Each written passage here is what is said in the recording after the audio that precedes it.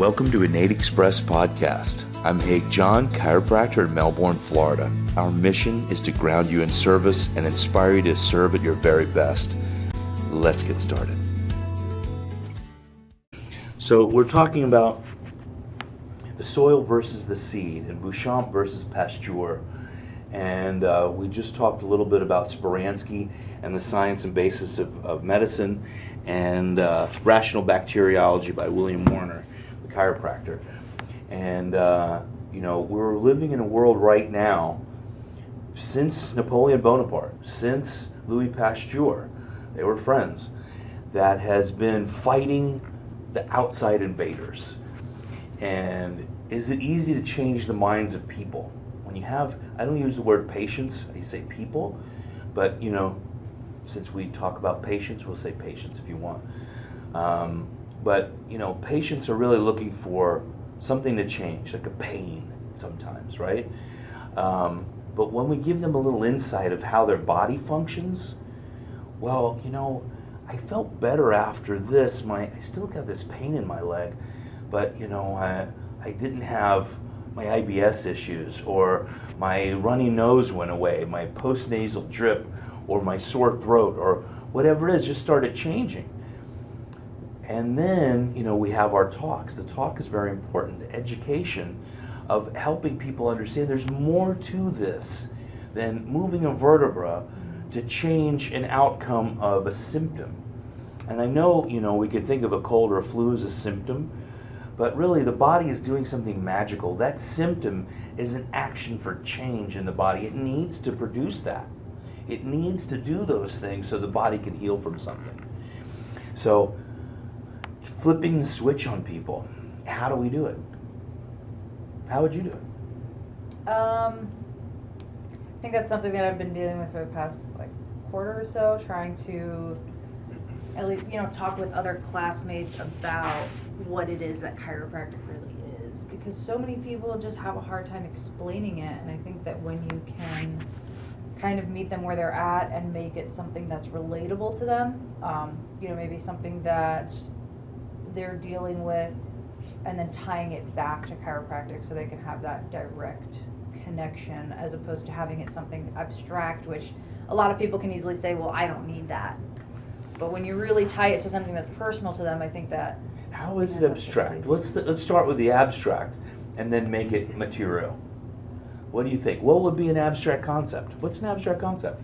So, and maybe abstract to the public, not necessarily abstract to us. I know, because we're in it so much, it seems so logical to us, right? Right. It seems easy. Right. Why don't you get it? Yeah, but somebody else, I can explain, the brain communicating through the body, through the nervous system, and that controlling everything in your body. Yeah. And that's very important for your body to function. Okay. And they say, well, my body's functioning fine. And it's like, okay, well, do you get headaches once a week? And then they say yes, and you're like, okay, well, your body's not functioning fine. Mm-hmm. A lot of people dismiss these things as just normal. Or right. I've had back pain my whole life, it's just normal. Or my baby has a reflux, it's just normal. Doctors tell you this stuff is just normal, and people just deal with it. Mm-hmm. So I think that when you can really tie that back to something that's really personal to them, and then they're like, I guess you're right, it makes it a little more tangible for people, I think. Okay. You agree? Yeah, I would say what wants to do is give you a seed, and if it's not working, it's the body or the...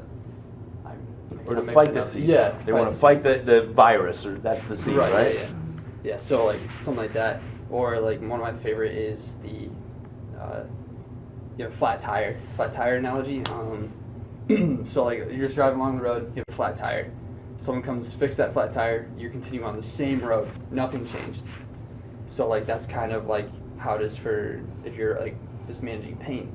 All you're doing is just taking away that pain so that someone can just keep on the same track that they're on, whether it's good or bad. Yeah. So getting them on a different course so that their life can literally change. Mm-hmm. So that's some of the things that I use in some people.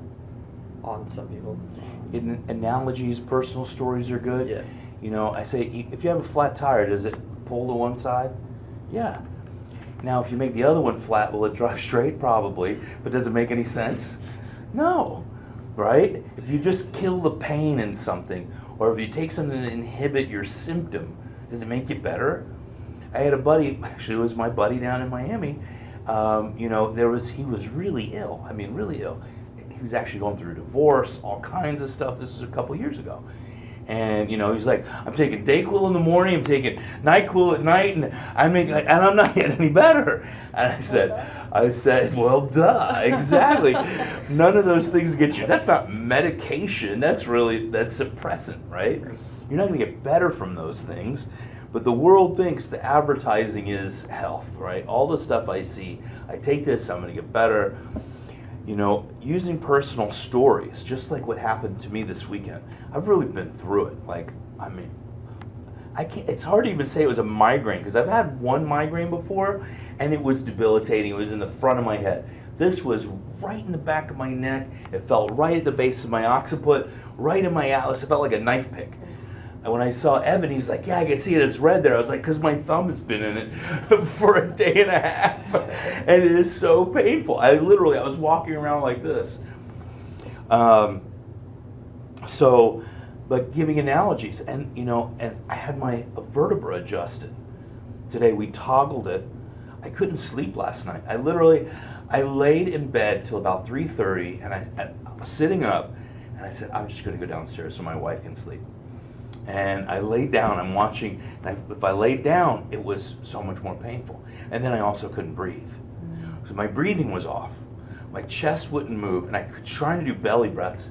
It wasn't really functioning for me. I couldn't wait to get here this morning, so I was an hour early. I couldn't wait for Adam. And he adjusted my vertebra, and almost immediately I started feeling better. I knew I was going to be better at that time, because the pressure was gone, my chest relaxed. I have no idea. If I went to the doctor, I'd probably end up with, I was going to say pap smear. What is it called? A CPAP.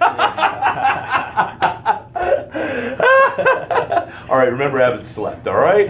I've been up because of this problem. Well, you know what it was? It was a solution. It was a solution to something whatever it was dealing with, it came to a moment that said, hey, you know how to handle this. Let's solve it. You could change somebody's life by the story, or it may have been something that's been creeping up for years. Who knows what it was?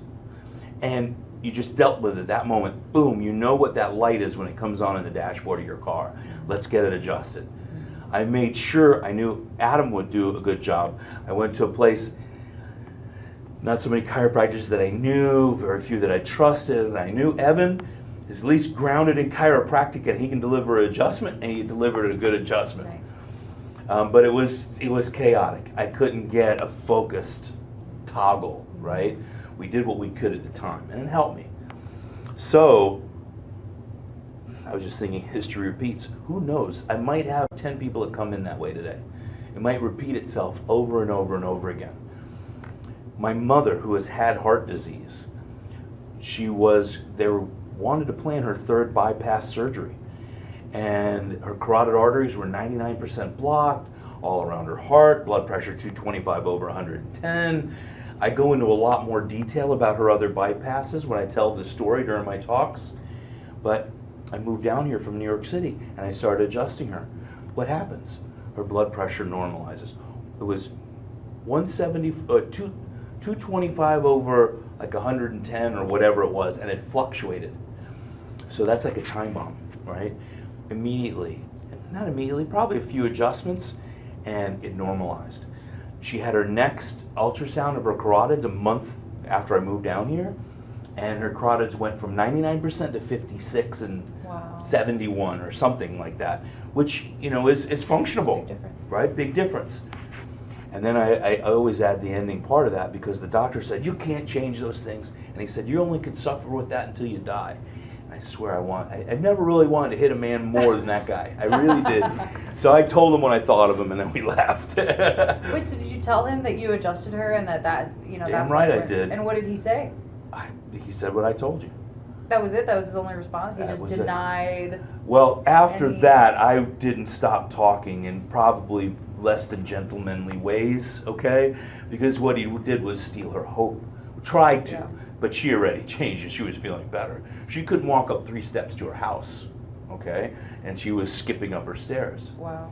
So, you know, she had already changed. But could you imagine all the other people Yeah. that have been robbed of that hope, Sad. right? So I add that little caveat in there. I probably shouldn't, but you know what? That was a real thing. And other people have had that too. The power of hope. Just think of that.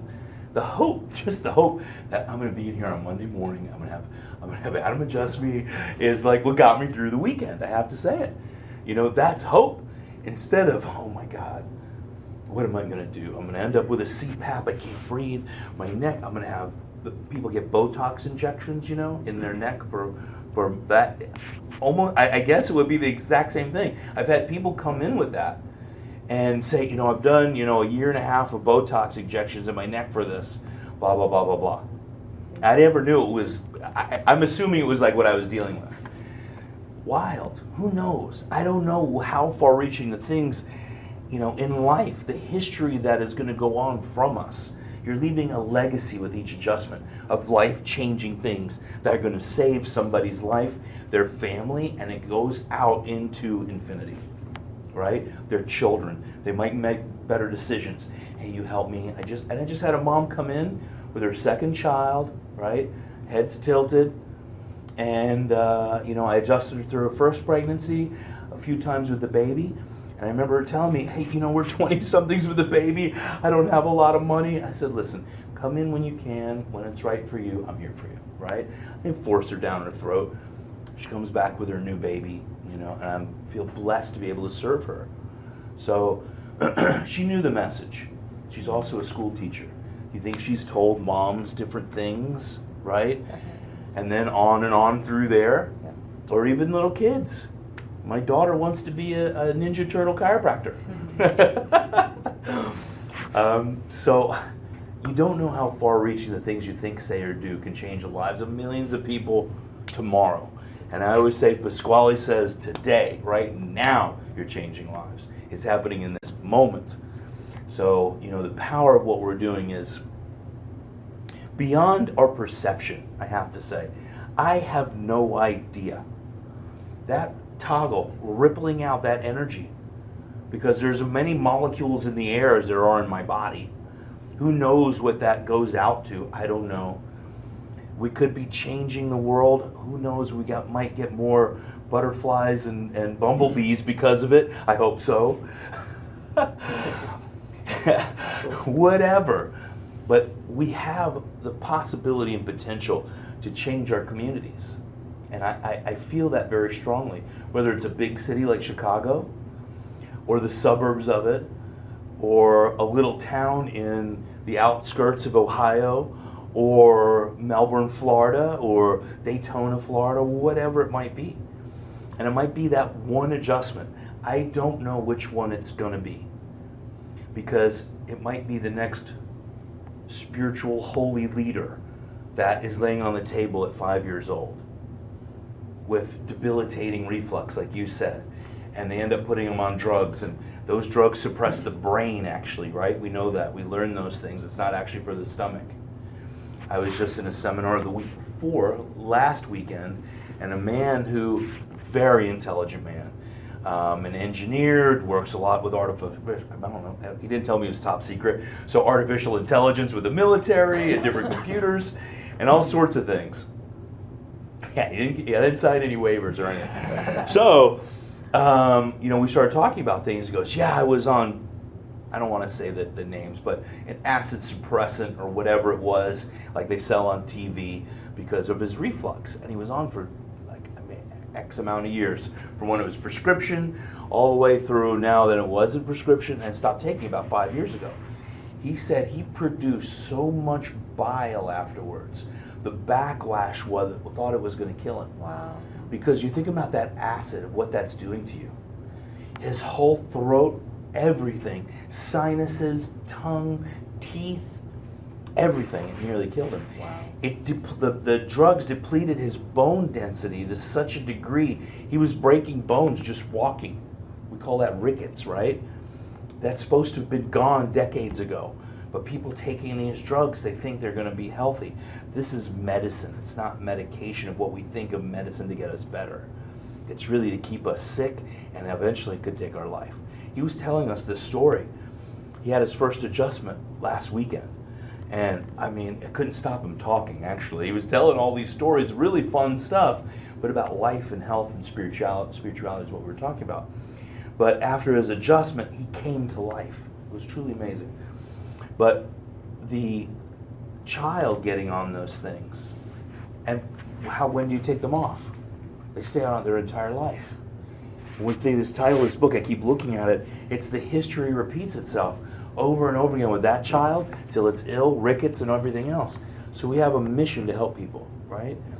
It's grander than us. Today you're going to be shadowing me, and it's really all about the people. It's not about me. It's not about you. It's not about you. It's not about Alexandra. It's about the people. We focus on them, we love them. Sometimes I've got to, the other day we had a woman, she goes, I'm from New York, you're from New York, you don't have to sell me on this. I go, look, you obviously don't get it because you haven't been showing up here. So I'm going to keep repeating myself until you understand this so I can save your life. Mm-hmm. And what did she do? Okay, yes sir, all right, right? Mm-hmm. Her x-rays looked like she was run over by a herd of elephants. Yeah. It was horrible. And she's on this, and I'm fibromyalgia, and I cancel, I'm not. But she was all of her things, right? She was taking ownership of it. When really I look at a subluxation in her vertebra, we can adjust this, and your body can start repairing. Right now, you're just in survival mode. You're just surviving, and most people will say, yeah, I feel like I'm just surviving, or barely surviving. That's not the way I would want to be in life. Would you? So the mission is grand, and I know I kind of talk about this a lot because I don't think it's built in chiropractic school. No one talks to you about mission, how important this is. We are put in a place, it's a gift, and we have been put here as chiropractors. If you choose to be a chiropractor, usually they end up being something else, I have to say. In my first quarter, I've kind of been a wise ass in my life. I remember my professor, his name was Dr. Boylston. Anybody that went to life would know him. He taught first quarter structure and function. He pulled up his pants like this because he always had chalk on his hands. He had chalk all over his pants. And he went around the room, everybody, was saying, why are you here? We had 186 people in our class. Wow. And I'm in the back. And why are you here? And everybody had really nice things to say, and I was just a wise ass by the end. And I said, to earn more, work less, and people call you doctor. And I remember saying it. Everybody laughed, and he goes, you don't deserve to be here. You should go. He said that to me. And I was like, and I was really just being a jerk, you know what I mean? And I went to him afterwards, and I apologized. And I said, I'm here to understand what chiropractic is. I come from a medical family. My father's an MD. A lot of the people in my family are. For generations they are. And, and we talked. And he really helped me. He helped me understand. I didn't get it yet, but I knew I was in the right place. And, I curbed my little gestures in that way just a bit. But if I didn't say that, maybe I wouldn't have gotten it. If I didn't really rub him the wrong way, and he respected chiropractic that much, that was what it was. He respected chiropractic, and he might have saved my chiropractic life at that moment, and I honor him and I respect him for that. So we don't know what we're really getting into sometimes. We don't know who we're helping or how or why. I'm adjusting a vertebra. I back away because it's not up to me the outcome. I deliver the adjustment. I adjust a subluxation. I can't force it into submission. And I say this, really, and Pasquale helped me realize this. I deliver an input that is spiritually given through me. And the body adjusts that vertebra. Innate spirit adjusts that vertebra. I can't say, this is better for you. And there's some techniques they want to get to an orthogonal way, right? And I understand that. And a lot of that adjusting is very, very light. It's using innate intelligence, right? If you've seen, some people that have been doing those adjustments for a long time, I've seen people not even touch the body, and I've had it adjusted on me. So, yeah, we'll get into that another time. We'll do some of that adjusting, okay? But when we think about if I am myself, if I am powerful enough to heal you, I would be you. But I'm not you. I'm myself. I can heal me. I don't even know how that really works at all. But I can deliver the goods. I can adjust them. Just what I am told is an adjustment, is a vertebral subluxation. Now, that's being quiet, and I am all for x-rays. I'm all for analysis, if that is for your technique. I say I do innate adjusting. I learned from Arno Bernier and Pasquale Sarasoli, are my mentors in adjusting. And that is how I adjust. I listen to the body. I feel the tone of each vertebra. If one vertebra is in a disharmonious tone, I can feel it in my fingertips. And that comes from practice and listening with your hands, seeing with your hands, listening with your hands. I don't know, maybe you can taste and smell with your hands. I don't know. I hope not. But having that skill, I guess it's skill, you refine it, and then you listen. And I've seen a lot of chiropractors that have been adjusting 30, 40 years, that have things on x-rays for people, and say, you know what, that's not it today. Let's change. I have to be able to adapt. Younger ones will usually say, okay, let's re-x-ray, I don't feel that's right, or what have you. But, you know, sometimes you have 175 people to see, and they all need you. I'm not saying give somebody less, I'm saying be better at what you do. Refine the machine that you can refine. And that's what we're talking about. That's why a lot of what we're doing, I'm adjusting on you so you can feel it, and then we can start repeating it, right? When we have longer workshops that we're doing, it'll be on each other. But we're doing short ones now. So you feel what that's like, and then you can repeat it. Your physiology knows it now. Innate says, hey, I like that. I want to do that one again, okay? Does anybody have anything to add? No? Was that a lot? There's a lot of meat in that, I know. But I got my atlas adjusted finally today. I barely talked all weekend long, and I can't shut up now, all right?